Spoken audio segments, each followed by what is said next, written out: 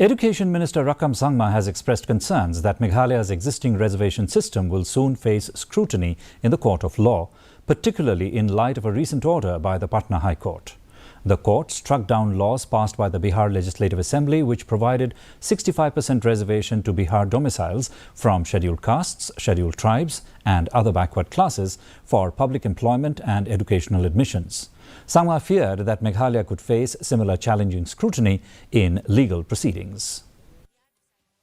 This issue is come up only this time because one of the candidates was in the top list was the issue here.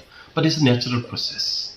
Every year, every board across the country, every state board, be it the CBSE, ICSE, AIC, and the state board, every state board used to give this opportunity for re-evaluation, for photocopy of the answer script and all. So this is what they also did the same thing. Normal process, natural and normal process.